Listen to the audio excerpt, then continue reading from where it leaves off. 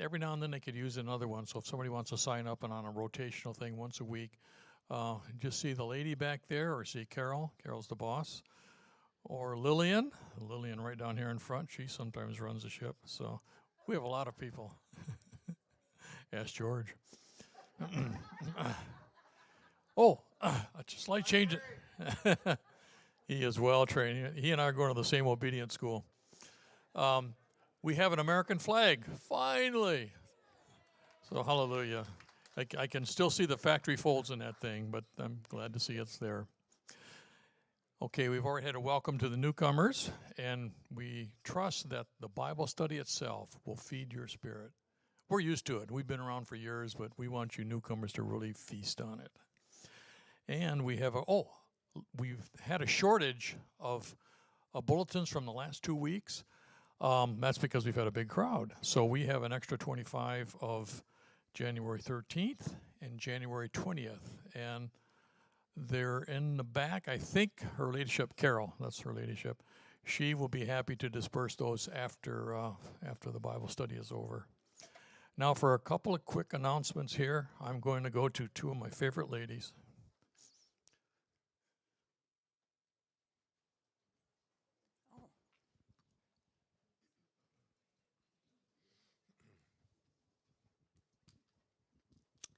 Good morning. Well, the only person we have to pray for this morning is our pianist, Linda. She's sick. I don't know what's wrong with her, but I do know that she has trouble with asthma, so pray for her. And I'd just like to remind you to pray for our country. It really needs our prayers. Thank you.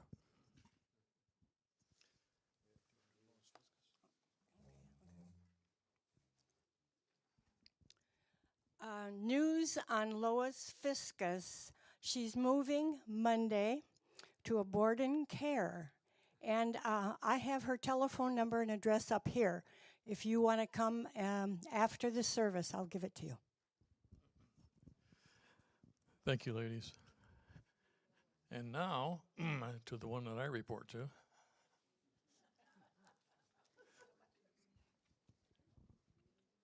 Hi. Most of you are familiar with Go-Go's, and we have a couple things on the table this morning for you. One is the Go-Go's annual report. And if you're not very familiar with Go-Go's, take some time just to at least look through it, and it'll give you an idea of what Go-Go's has been involved in just the last year. It's a wonderful organization, and many of us help support that. Many of you have been involved with Go-Go's either in the past or at the present time. The other item is the Save the Date card. We are going to have another Sweet Repeats in which the Go-Go's model outfits from thrift stores.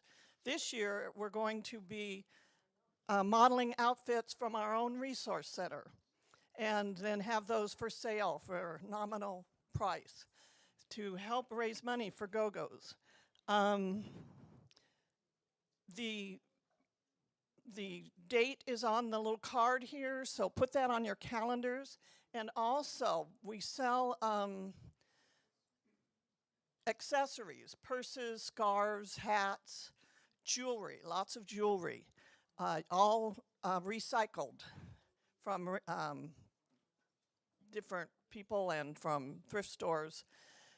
So any of you that have any of these items that you no longer need or excuse me, wish to keep, please see me, and we can recycle those things through the Sweet Repeats, and that will help support these grandmothers and children in Malawi that are struggling with survival.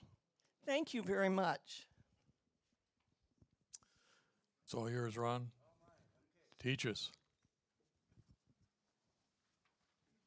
Make sure the microphone is working okay so all of you can hear me, and I got some thumbs up there in the back, and that's encouraging. Okay. Today we're going to talk about his evolution and established scientific fact. We're in this series on apologetics.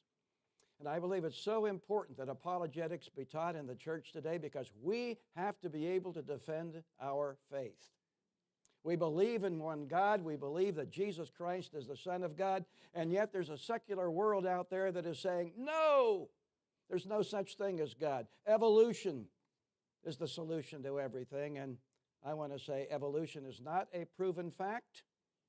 And that's what I want to address today. Let's go to God because I need His help. And we're going to walk our way through this. Father God, I just thank you for the privilege of teaching. And Lord, I thank you that you are a God who is creator of all things, that you, God, created everything individually according to its own kind, that you created us as human beings in your image and in your likeness so that we, God, can worship and praise you and know who you are. And so I pray, Lord, that this is something that is made very clear today. In Jesus' name, amen. In 1959, an English biologist by the name of Julian Huxley said, "The first point to make about Darwin's theory is that it is no longer a theory but a fact. Darwinism has come of age, so to speak. We are no longer having to bother about establishing the fact of evolution." Atheist Richard Dawkins wrote this, "No serious scientist would deny the fact that evolution has occurred, just as he would not deny the fact that the earth goes around the sun." Philip Wheelwright from the University of California at Berkeley said, "It may be said without fear of serious rebuttal that the hypothesis of evolution has been established beyond reasonable doubt." Now, when we speak of evolution, we have no problem with microevolution. What is microevolution? That is change within given species. It is something that is very obvious to us on a daily basis. There are varieties of flowers of various colors and sizes and shapes. There are varieties of dogs, from Mexican Chihuahuas to Great Danes. There are varieties of horses, from Shetland ponies to Clydesdales. But here's the point. A flower is still a flower, a dog is still a dog, and a horse is still a horse. Our problem is with macroevolution. And macroevolution says that one species evolved over millions of times into another animal altogether. It goes like this if we were to put it in simple terms. Here's a little amoeba, one-celled amoeba. This one-celled amoeba evolved into a fish. The fish evolved into an amphibious being, like maybe a crocodile. The crocodile evolved into a reptile, let's say a snake. The snake got wings. The snake began to fly and it became a bird. The bird became a mammal, and finally we have man. That is Darwinian macroevolution. That is what is being taught in our high schools and colleges and universities today. And it is something that flies in the face of what the Bible teaches in Genesis chapter 1. So in this lecture, when I speak about evolution, I mean macroevolution, the evolving of one kind into another kind altogether. The goal of Darwinian evolution is to show that life is not the result of divine intervention, but an evolutionary process called natural selection. However, before we can understand natural selection, we have to understand this. We must come to understand that all living beings descended from a common origin through blind naturalistic processes. Let's understand that. All things living are related. All of us came from a common origin.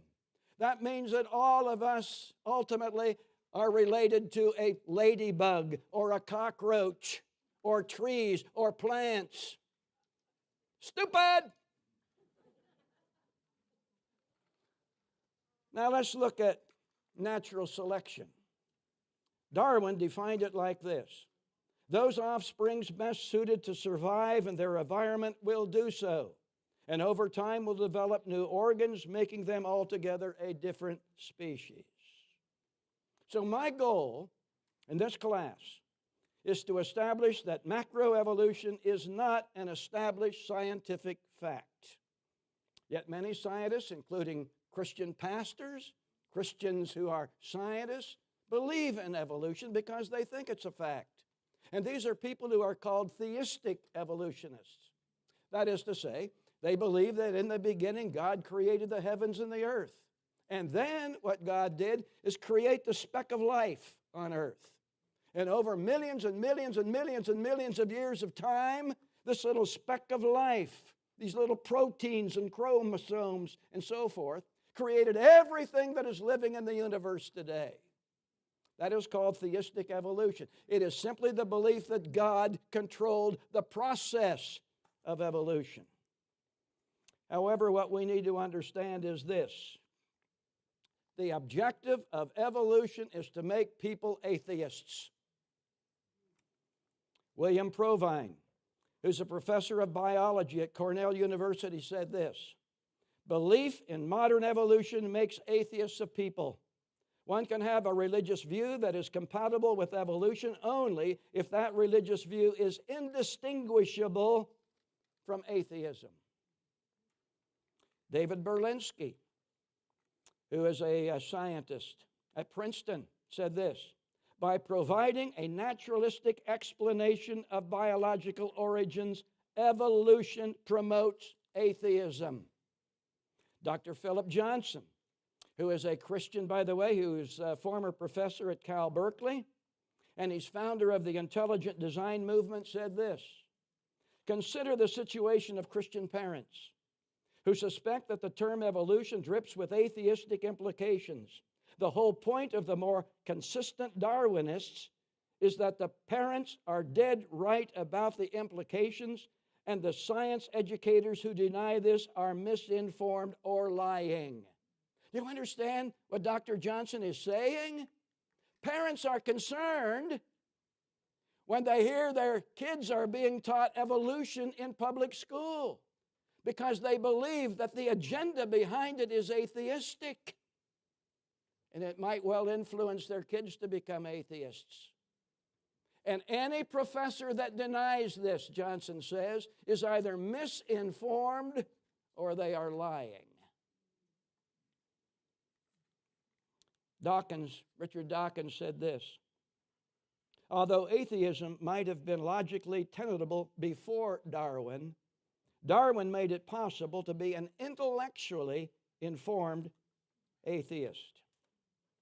Yet what I want us to understand that not all scientists believe in evolution. In fact, one of the greatest scientists of our day, and I hope we can have him here and speak sometime because he's going to be at Biola. I don't know just when that is, but we're working on it. His name is Dr. James Tours. He's a professor at Rice University. He's a committed Christian. Actually, he's a Jew who became a believer in Jesus Christ. He's one of the 10 most cited chemists in the world today. He has authored or co-authored 489 scientific publications. His name is on 36 patents. And yet Dr. Tours is one of 700 scientists who signed a document from Discovery Institute called A Scientific Dissent from Darwinism, which states, we are skeptical of claims for the ability of random mutation and natural selection to account for the complexity of life. Then he goes on to say this: careful examination of the evidence for the Darwinian theory should be encouraged. Now, if you have a point, and if evolution is true, we encourage you to prove it. But right now, you have not come up with enough evidence for us to believe that evolution is a fact. Dr. Tours has asked many Nobel Prize-winning scientists if they can explain evolution, and not one has said they can. Not one. Their typical answer is, nope. One scientist said to Dr. Tours concerning macroevolution, oh, Jim, you know, we all believe in evolution, but we have no idea how it happens. And yet they call it an established fact. So if you come across an evolutionist, here's what you need to say.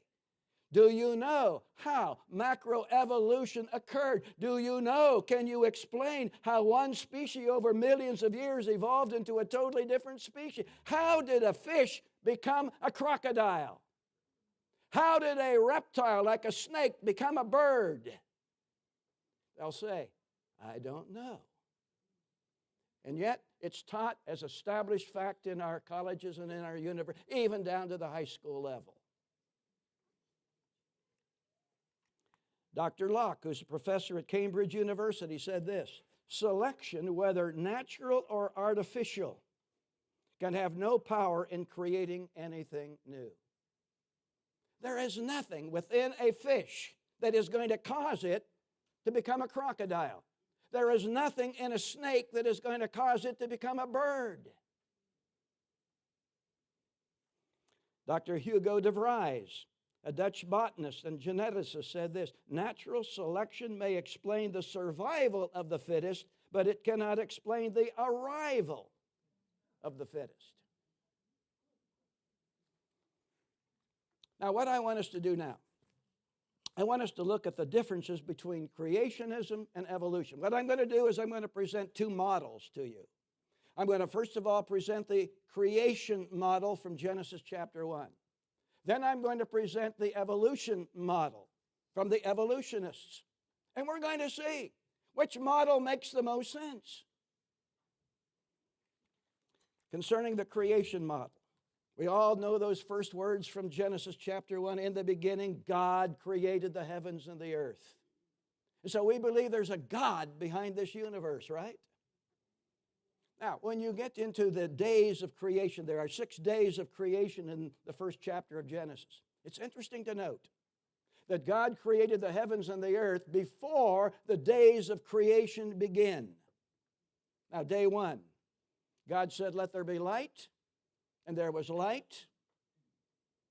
And now God divided the day from the night. And so on day 1, we have daytime, we have nighttime, we have light. Now the question is, what is that light? No one knows. I wasn't there when it happened. Now there are some people who say that light is the sun. Oh, but you come to the 4th day, and it says then God made the sun and the moon. Well, the argument here is God made the sun, but it did not really appear until the 4th day. But there was light.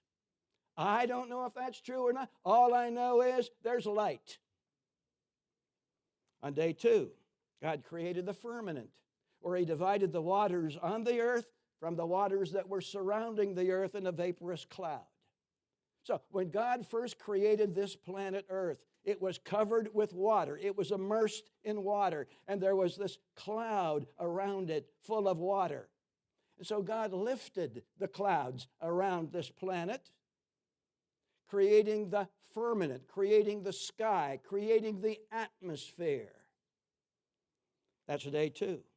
Day 3, God gathered the waters together. So now we have oceans, and we have seas, and we have rivers, and we have dry land. On day 4, God created grass and herbs and fruit-bearing trees and plants of all kinds. And then it said God made 2 great lights. He made the sun. Doesn't say He created it. It said He made the sun and the moon to appear, which are for signs and for seasons and for days and for years. Now, here's an argument that's given. God creates the plant life, it seems, before God made the sun to shine.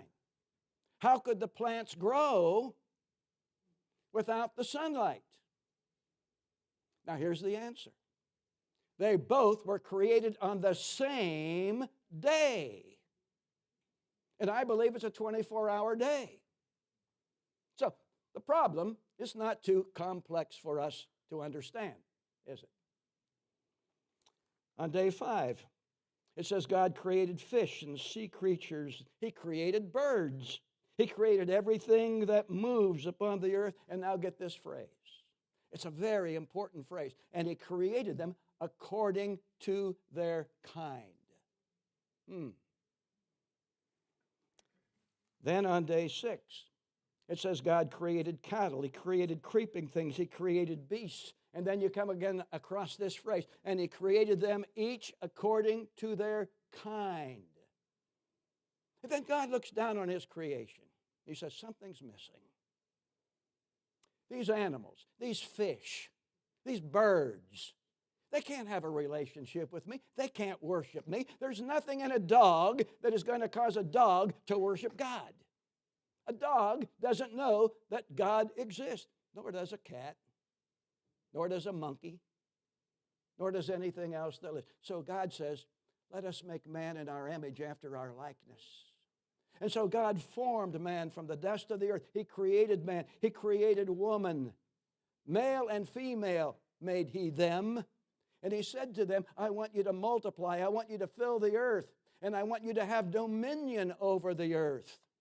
You are in charge of the earth. You are in charge of my creation. And God said, everything is good. But the thing I want you to see is man is unique from the animal world. Only man can worship. Only man has been made in the image of God. God is spirit. God has placed within us a spirit. That spirit is our ability to understand, our ability to know, our ability to have emotions and feelings based upon what we know and what we understand, our ability to make decisions, to have a will, our ability to know that there is a God and that we can worship that God, our ability to know right from wrong, good from evil, because we have a conscience. And remember, like we said a few weeks ago, no animal has a conscience. We have a conscience. It is the law of God that has been placed upon us so that we know what's right and what's wrong. But the phrases that I think are important to understand here in Genesis chapter 1, and it appears twice, that God created each according to its own kind. Fish and sea creatures are not related to birds, which are a separate creation. Cattle and creeping things and beasts are not related to each other, but rather each produces according to its own kind. And the same is true with man. Like I said a few weeks ago, they got a little snicker out of you. You ladies, if you're pregnant, you expect to have a human boy or a human girl come out. How about a porcupine? Ouch. That would be a surprise.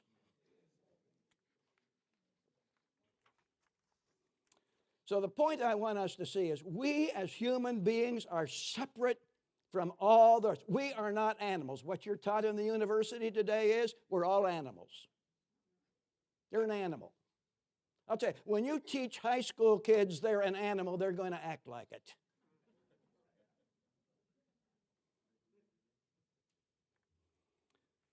No monkey is my uncle.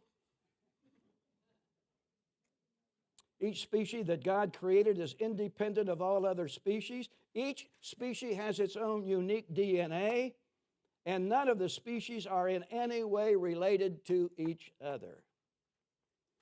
So the first chapter of Genesis totally defies evolution, which says that all living things have a common ancestor. And just because some species resemble other species is no proof of evolution, but evidence of a common designer. See, what they'll say is this: look at the eye of a monkey. The eye of a monkey is no different from the eye of a human. So, therefore, a human being must be related to a monkey because there's something common in regards to the eye or regards to the ears.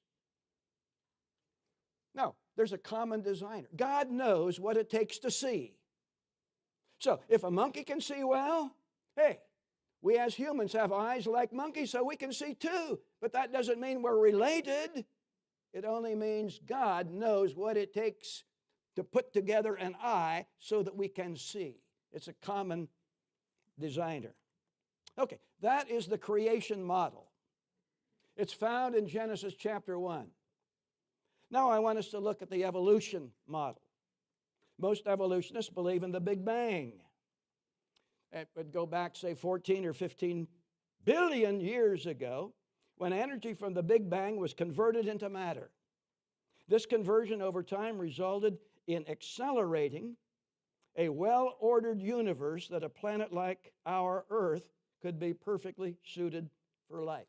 So Here it is. Here's the Big Bang idea. There's this energy that somehow just appeared. There's no God, but there's energy that appears. This energy comes together, boom, and causes the Big Bang. And from out of this Big Bang, a kind of explosion, but not really. And what I mean by that is this. Generally, when you think of an explosion, things fall apart, right? If you see a building explode, you find the roof coming off, the buildings coming down, things scattered everywhere. But in the Big Bang, no, things accelerated. Things moved upward. Things moved toward design and order and beauty. Things moved toward the building of a universe. And 10 billion years later, from the Big Bang comes planet Earth, located exactly where it's supposed to be in the universe for life on planet to exist as life exists as we know it. Now that's the Big Bang. So the question becomes this. Where did the energy come from to create the Big Bang? There's no God, but the energy simply appears. Now there's a law of thermodynamics, and that law it's an ironclad law of science. It says that energy cannot create itself. Energy cannot be created. Energy cannot be destroyed. So if energy cannot create itself, where did it come from? That's a good question to ask. We believe, of course, it came from God, who does not comply to the laws of physics. He's the creator of the laws of physics. God is not a physical being. God is spirit. He dwells outside of time and space and matter. So he is the one who created energy in the first place. But there's another question we have to ask here. And that is, how can a conversion-like explosion, as taught in the Big Bang, result in an orderly universe that is suddenly operating according to certain laws of nature? So you have this Big Bang, you have this accelerating of energy, these energies turn into rocks, these rocks get bigger and bigger and bigger, and they form all the planets and all the stars and everything in the universe. And then there are laws that govern them so these planets don't collide with one another. Where did these laws come from? There has to be a lawmaker before there are laws. Who's the lawmaker? Now you have a second law of thermodynamics that has to be looked at, and that is every system left to itself always tends to move from order to disorder. I mean, we understand that, don't we? Look at yourself in the mirror. Maybe you don't want to. This last week, I was going through some old photographs of myself and my family and friends of mine, and I was shocked at how handsome I used to be.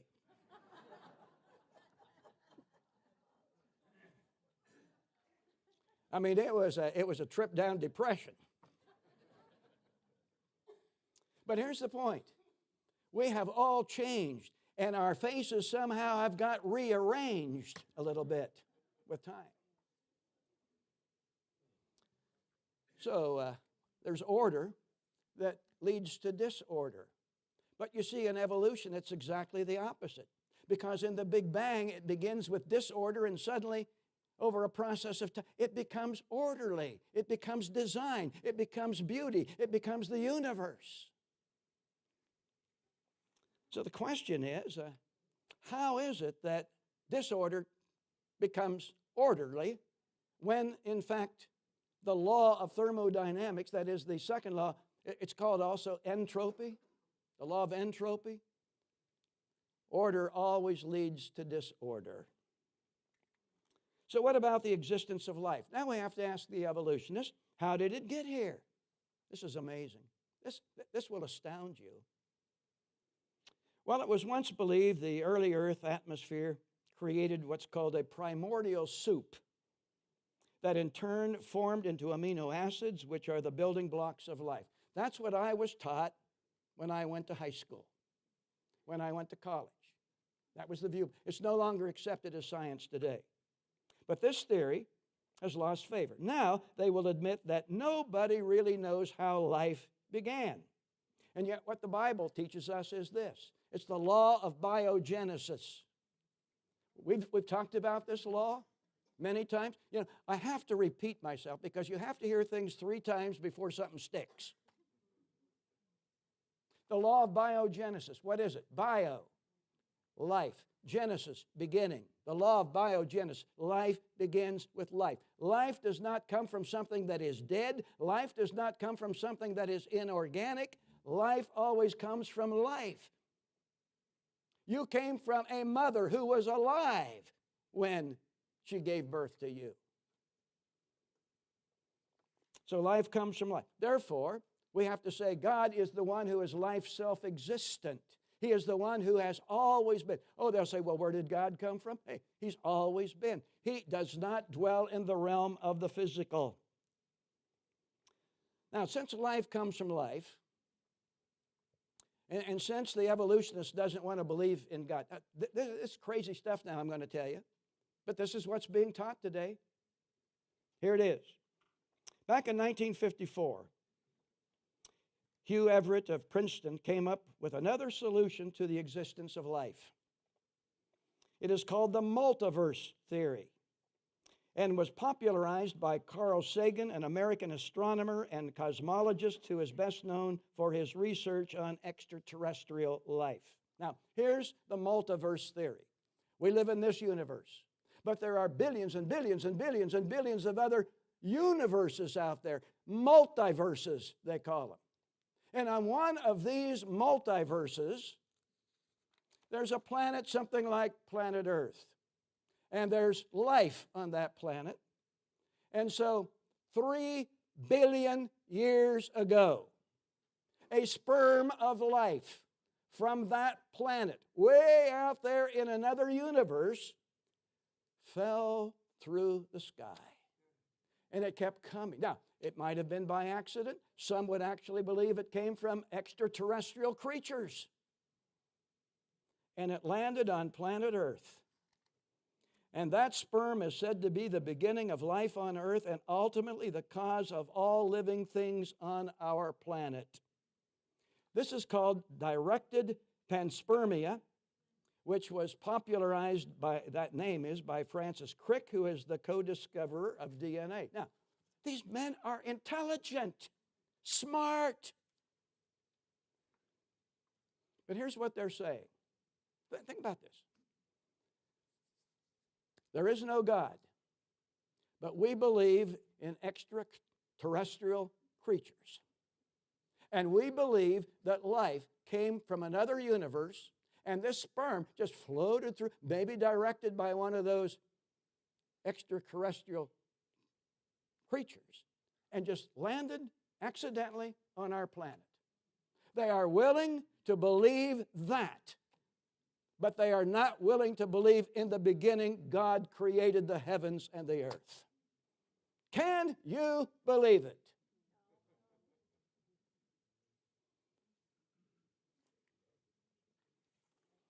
Now, the rest of page 5 is just a review, and I'm going to review, so it's kind of duplicated, so I'm going to skip the rest of the page if you're following me in the notes. If you're not following me in the notes, it doesn't make any difference. You know, you can just listen. Okay, but there's nothing new in what I'm going to omit because I am going to pick it up again. I do want to, however, give this quote. And this quote comes from the Scientific American back in December 1966. It says this: living things are enormously diverse in form. Living things are enormously diverse in form, but form is remarkably constant within any given line of descent. Now, this is one of the leading scientific magazines. Pigs remain pigs. Oak trees remain oak trees generation after generation. That's what we as Christians would believe. That would be consistent with what the Bible believes. But you see, that is not consistent with what evolution would teach us.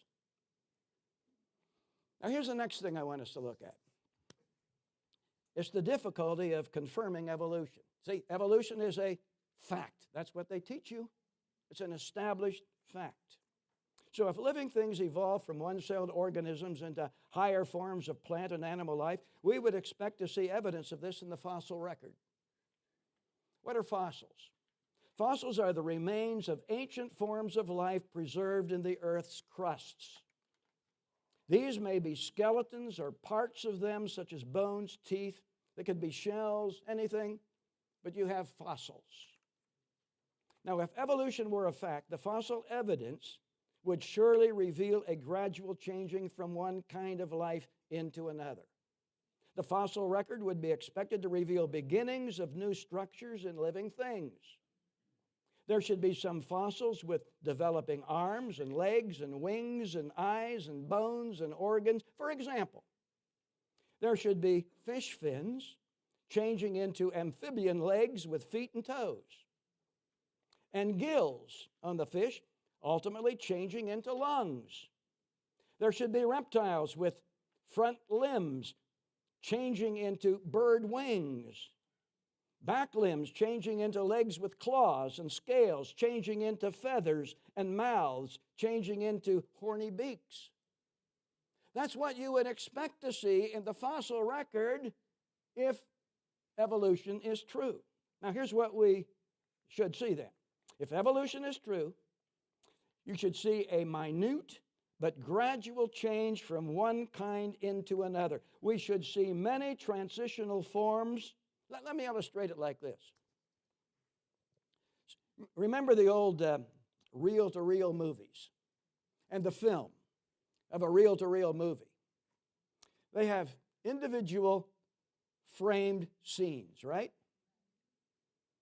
And as they goes fast, why, it can make a person look like they're moving. But each frame is a minute difference between the next frame and so forth. So you want to film a person, say, at point A, and they're going to move to point B, and you're filming them walking from A to B. With me now? What you should see is many transitional steps, each frame just slightly different than the other, but you're going to find far more transitional frames than the frame at point A where the person starts and the frame at point B where the person ends. Am I making sense? Is this illustration coming across? Okay. So that's the way you ought to see things in the evolutionary chain of things. But what does the fossil record show?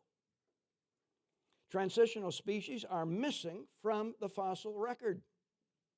From the very beginning, there is no evidence to be found that one-celled organisms evolved into many-celled ones. Here's a scientist, Robert Jastrow. He writes this: the fossil record contains no trace of these preliminary stages in the development of many-celled organisms. The record of the rocks contains very little other than bacteria and one-celled plants until about 1 billion years of invisible progress, a major breakthrough occurred. The first many-celled creatures appeared on Earth. These creatures appeared fully developed, just as we would expect to see them today. Snails are snails. Sponges are sponges. Starfish are starfish. Lobster-like animals called triobites are triobites. And many other complex sea creatures. The same is true in the animal kingdom. When you look at fossils in the animal kingdom, squirrels, elephants, horses, cows, pigs, they all show up. And they don't look a bit different than squirrels and elephants and horses and cows and pigs today. You find no transitional species at all. You find no missing link. Now, here's what Darwin says in his book, Origin of the Species. Now, understand Darwin, he's the god of evolution. And the book Origins, that's the Bible of the evolutionist, says this. Now, this is Darwin, and I've read his whole book. The number of intermediate varieties which have formerly existed must be truly enormous. What is he saying? If evolution is true, you would have all of these transitional species. You would have a fish bit by bit by bit by bit by bit, evolving all the parts that are necessary to form a crocodile. You would have this crocodile forming all the parts that are necessary over millions of years of time to form a snake. Am I communicating? So Darwin is saying that's what you ought to expect. It is not in the fossil record. Here's the British journal called New Scientist. It says this: evolution predicts that a complete fossil record would consist of lineages of organisms showing gradual change continuously over long periods of time. Now, it has to admit this. Unfortunately, the fossil record does not meet this expectation. For individual species of fossils are rarely connected to one another by known intermediate forms. Known fossil species do indeed appear not to evolve even over millions of years. Geneticist Stebbins writes this: no transitional forms are known between any major phyla of animals or plants. And he went on to say, there are large gaps which exist between the major categories of organisms. George Gaylor Simpson of Harvard wrote this: it remains true, as every paleontologist knows. A paleontologist is one who studies fossils. It remains true, as every paleontologist knows, that most new species, genera, and families, and that all new categories above the level of families appear in the record suddenly and are not led up to by known, gradual, completely continuous transitional sequences. Links are missing just where we most fervently desire them. And it is all too probable that many links will continue to be missing. It was Duane Gish, who's a creationist, a biochemist. He said this: evolution is the substance of fossils hoped for and the evidence of links not seen.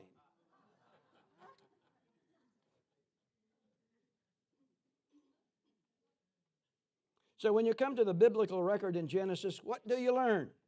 That plant life was created before sea life, that sea life was created before birds, that birds were created before mammals, and mammals were created before man, and that each species was created individually and unrelated to any other species. Furthermore, we learned that each produces according to its own kind. That is exactly what we as believers would expect to find in the fossil record, and that is what we find. Now, one more thing.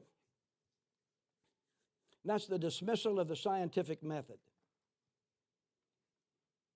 There are those who claim that evolution has been proven true by modern scientific discovery. In order for any theory to pass from hypotheses to established scientific fact, it must harmonize with the scientific method of confirmation. Now, here's the scientific method. Every scientist knows it. You know what it is. There are 4 steps to it. Number 1, the scientist must observe what is going on around him. Observation. That's number 1. Number 2, he must develop a hypothesis or theory to explain his observations. So now we have this hypothesis. I see what's going on around me. Now I'm going to develop a theory as to why it's happening. Number 3, he must be able to test the hypothesis through experimentation. And number 4, he needs to repeat the experiment with the same results. So he's doing now some experimentation based upon his hypothesis, and if he gets the same result time after time after time after time, that becomes science. When one endeavors to apply these steps to evolution, it becomes obvious that macroevolutionary theory cannot be confirmed. First of all, no scientist was ever there when things began, so they can't observe it. If evolution happens at all, it is happening so slowly that it cannot even be measured. It cannot be observed. Then all that is left of the scientific method for the evolutionist is the hypothesis. He can't observe it. Even if it's happening, he can't see it. There's no experiments to run. So he just has a theory. Now, while various theories and hypotheses abound, there are simply no repeatable experiments that can confirm evolution's validity. Evolution is simply a theory of origins and nothing more. To claim that evolution is an established fact ignores the guidelines of science established by science itself. So we have to have the scientific method. There has to be observation. There has to be an hypothesis. There has to be experimentation. There has to be repeated results. That cannot be used of evolution, only the hypothesis. That's it. Now, Dr. Colin Patterson, who's a senior paleontologist at the British Museum of Natural History in London, said this: "It is easy to make up stories of how one form gave rise to another, and to find reasons why the stages should be favored by natural selection. But such stories are not part of science, for there is no way of putting them to the test." So all science is declared to be true because it has been demonstrated to be true based upon the scientific method. There's one exception to that, and that is evolution. Evolution is declared to be a fact in our universities today when it's never been observed. There's been no experiments to demonstrate it. And obviously, if there's been no experiments, there's been no repeated experiments. It's just a theory. Now notice what Sir Arthur Keith, a Scottish anatomist and anthropologist, said. "Evolution is unproved and unprovable.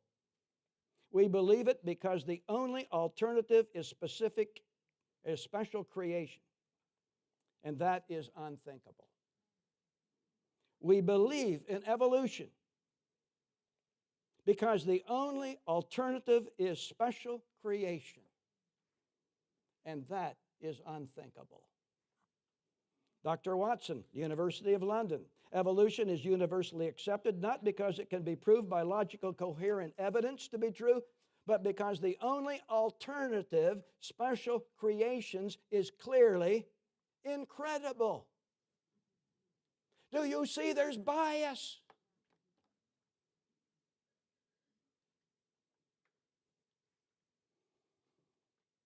Finally, we're going to wrap this up now. Notice the decisions about origins. We want to make some decisions here. It should be obvious as well that creationism cannot pass the scientific test to qualify as true science. Hey, we are in the same position that the scientist is to try to prove evolution. Same position. Because we, as creationists, can't pass the scientific method. You see, in the beginning, God created the heavens and the earth. There's not a person in this room. There's not a person alive today when God spoke the universe into existence. See? All we can do is form a theory, just like the evolutionist. One of the leading evolutionists of our day is Professor Michael Roos from Florida State University, who acknowledges evolution as religion. This is interesting. Creationism is religion. Here is a leading evolutionist who is admitting evolution is a religion. Here's what he said to Dr. Duane Gish. Evolution is metaphysically based and grounded in unproven beliefs that are no more scientific than the set of beliefs upon which creationism is based. See, both of us now are at the same level, at the same place.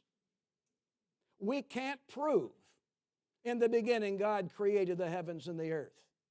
The evolutionists can't prove that something came from nothing. And that something then evolved over a long period of time. And here we are. So both of us now have nothing but a theory. We have nothing but a hypothesis. Here's what Dr. Harrison Matthews, a British scientist. Now, he writes this. in the 1971 edition of Darwin's Origin of the Species. Now, there's the Bible. There's the Bible of the evolutionist. The Origin of the Species. Here is a statement in the introduction to that book. The fact of evolution is the backbone of biology, and biology is thus in the peculiar position of being a science founded upon an unproven theory. Whoa! Is it then a science or a faith? The backbone of biology is evolution, but it can't be proven. That's in the evolutionary Bible. So he's saying, is it a science or faith? Belief in the theory of evolution is thus parallel to belief in special creation. We're on the same field. That's what I've been saying.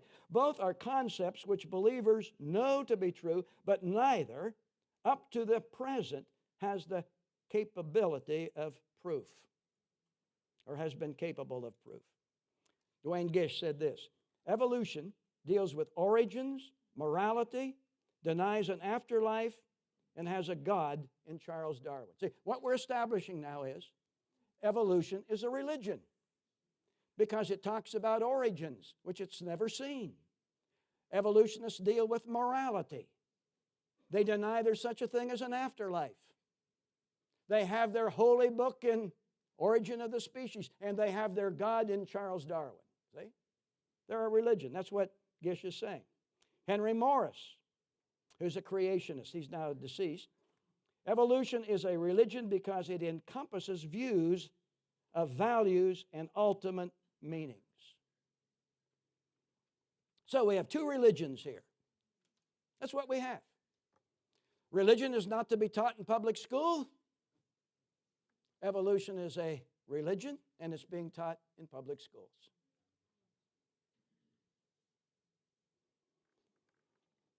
Now, how do we come to grips with this? You might remember in my first lesson in this series, because if there's anything I want you to take from this lesson or this whole series, it's 10 weeks long, by the way. This is week 4. Got a lot of time to go yet. Here's what I want you to take from this. What is faith? What is faith? Because it takes faith to be an evolutionist, and it takes faith to be a creationist. Right? Hebrews chapter 11, verse 1 gives us a definition of faith. Faith is the evidence of things not seen. Now, some of your translations don't have the word evidence there. They have the word conviction. Faith is the conviction of things not seen. But notice, within the word conviction is the word convict. Remember, this word in the Greek that's translated evidence or conviction is a judicial word. It is a word that is used in courtrooms, or the implication of it. You see, when there's somebody on trial, you have lawyers, you have a judge, you have juries, but none of them were witness to the crime. So what is the job of a lawyer? To dig up circumstantial evidence and to present it to the jury. And the jury is weighing over this circumstantial evidence. And the jury now is making a decision based upon not empirical evidence, but circumstantial evidence. This person is innocent, this person is guilty. But you know what? It's a decision based on faith.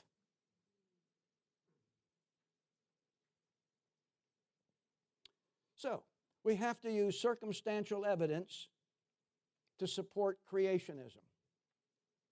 Just as the evolutionist has to use circumstantial evidence to support his religious beliefs.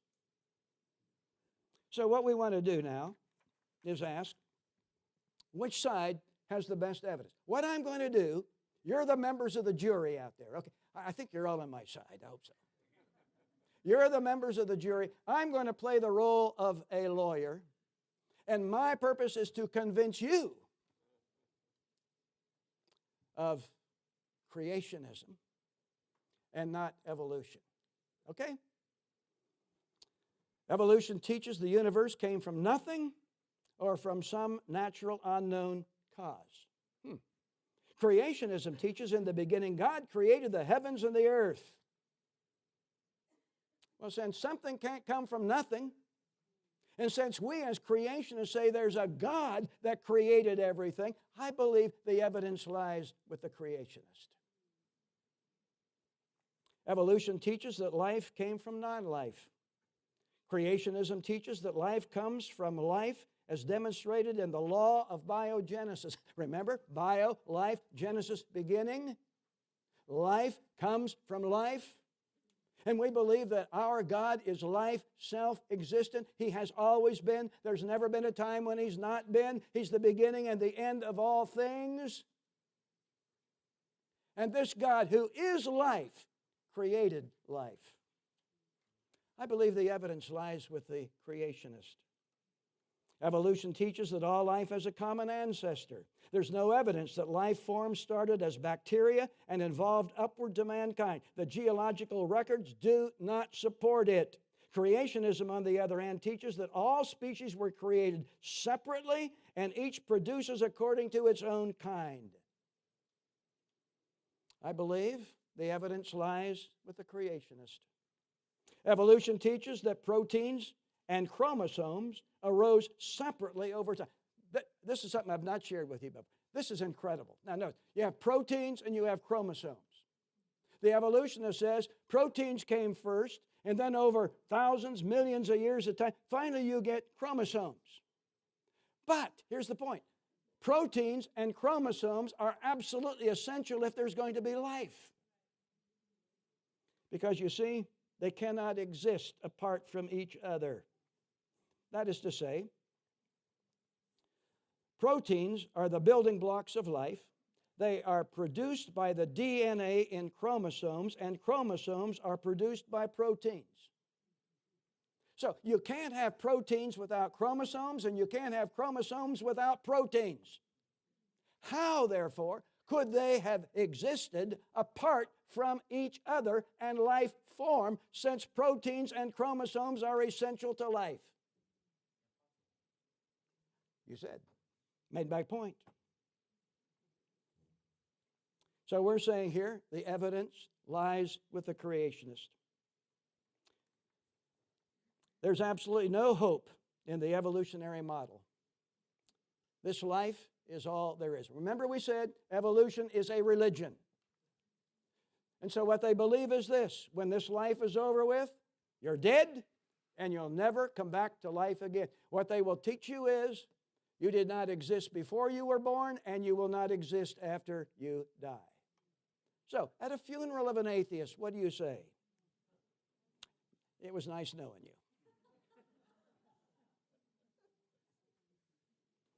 I want you to hear what Richard Dawkins, and I hammer on this guy because he's the leading spokesman for the atheistic movement today. Here's what Richard Dawkins says about life. Here's what Richard Dawkins says about you and about me. Remember, it's a religion. In a universe of blind physical forces and genetic replication, some people are going to get hurt.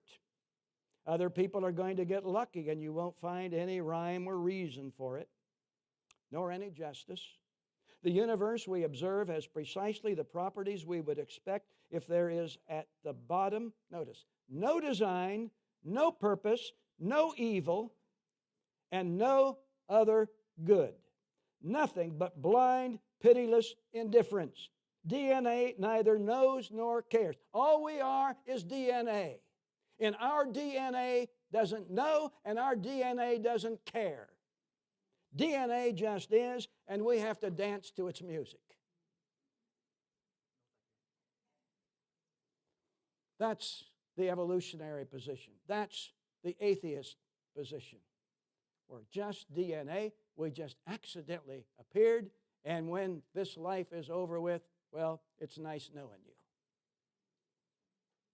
What a difference. What a difference for the Christian message, huh?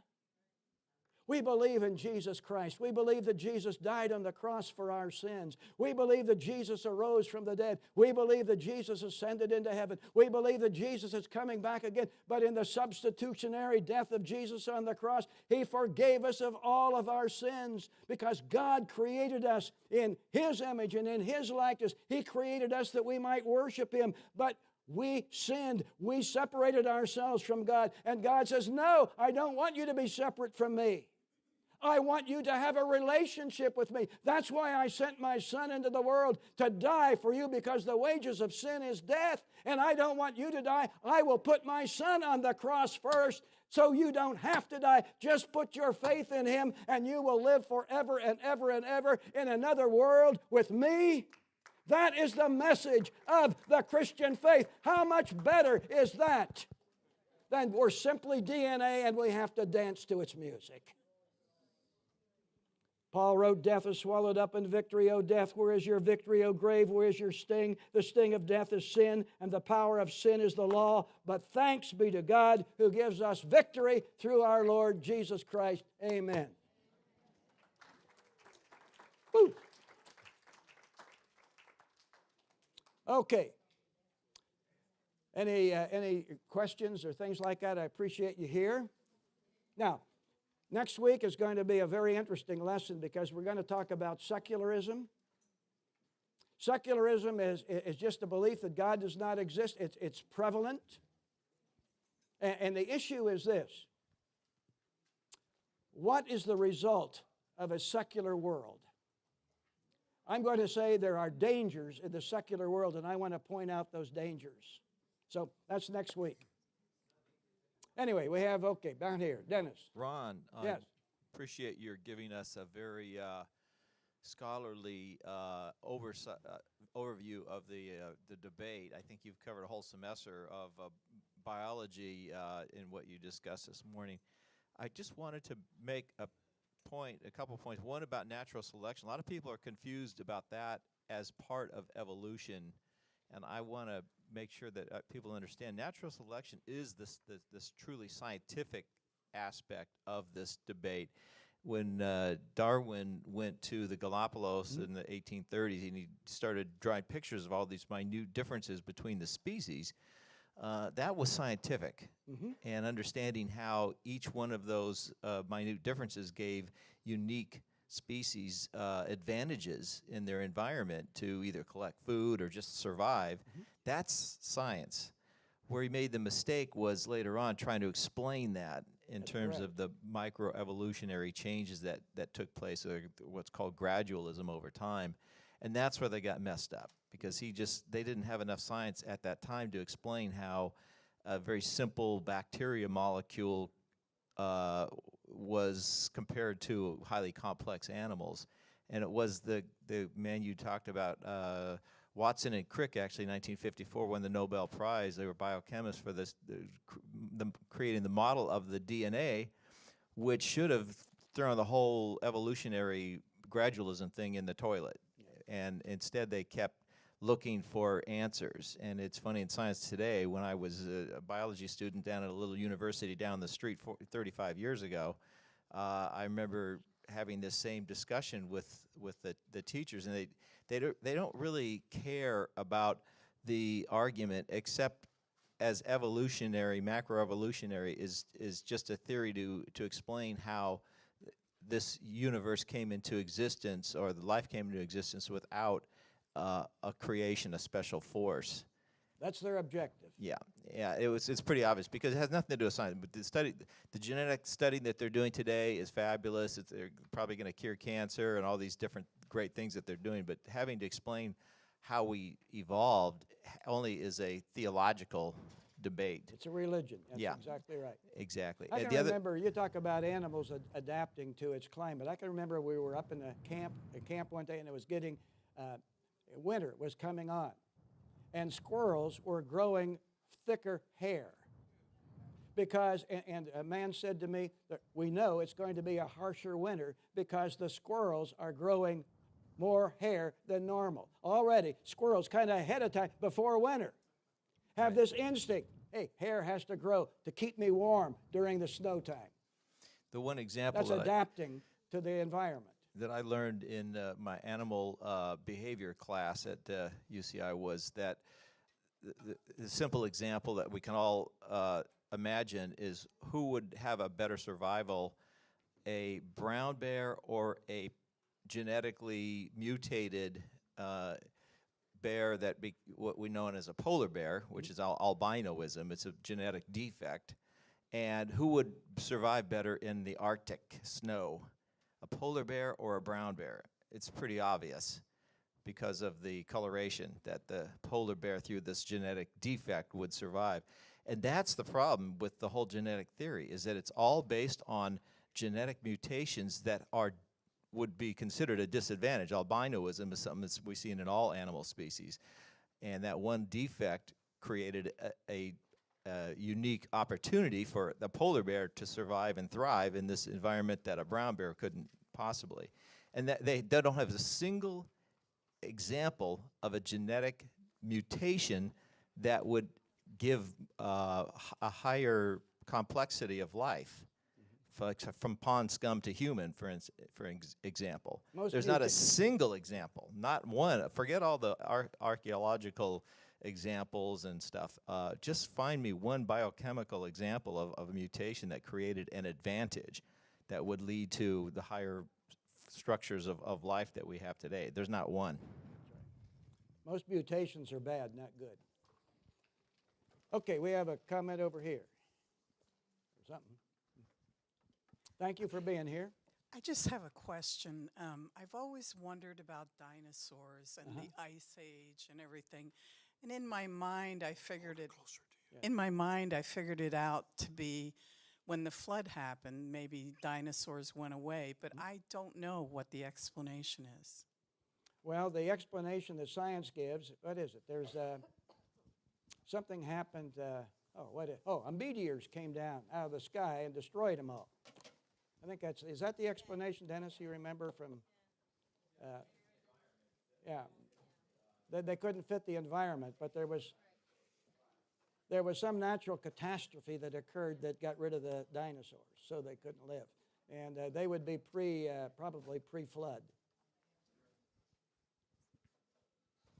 I ought to do a lesson sometime on dinosaurs. I've never met one, but. You had mentioned it in your notes, and I just wanted to comment. We have doctors that are trying to put pigs' hearts in people, all kinds of animal parts. That should show them that we didn't evolve, or it would mutate. They take the body and they give it things to be able to cope with or recognize that part. And they keep trying to prove Darwinism by the cloning. Cloning, yeah. It's just sickening. Okay.